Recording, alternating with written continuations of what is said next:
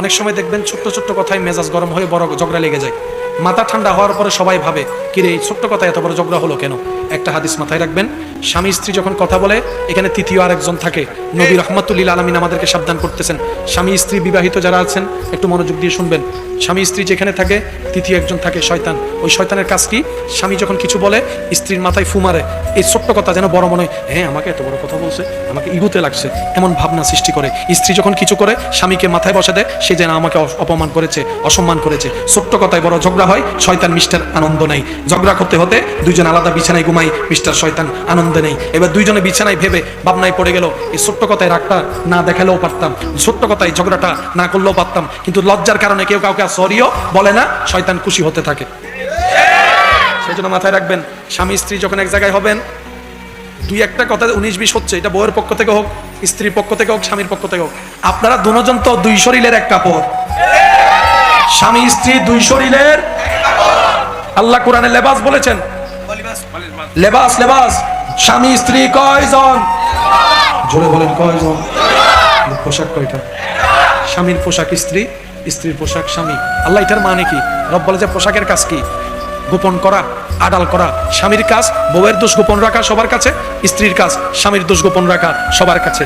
স্বামী বলবে আমার বউ বেস্ট, বউ বলবে আমার স্বামী বেস্ট। আল্লাহ রহমত দিয়ে তাদের সে বাঙ্গা গ্রহ শান্তির ব্যবস্থা করবে। অনেকে রাগ করে বলে ফেলে যে আমি মারা গেলে তুই আমার জানাজায় আসিস না, আমার চেহারা দেখিস না, এমন কথাও তো শোনা যায়।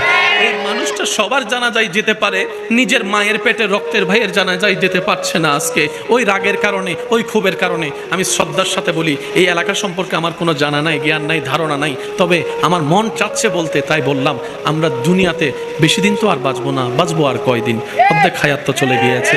ওই যে কবরে শুয়ে থাকবো, আজকে হাজার মানুষ শুয়ে আছে কবরে, সেই কবরে আপনি আমি শুয়ে থাকবো, কেউ খবরও নিবে না, জিজ্ঞেসও করবে না। এ দুনিয়া এত ব্যস্ত, জিয়ারত করার মতো মানুষের টাইম নেই। কথা বলেন ঠিক কিনা? আমি অনুরোধ করে বলি, আপনারা ভাই ভাই ভাই বোনে চাচা জেঠা যে ঝগড়া লেগেছেন, বিশ্বাস করেন এই ঝগড়াটা আপনাদের নয়, এটা মিস্টার শয়তানে আপনাদের ভিতর প্যাঁচ লাগাই ঝগড়া লাগাই দিয়েছে। কথা বলেন ঠিক কিনা?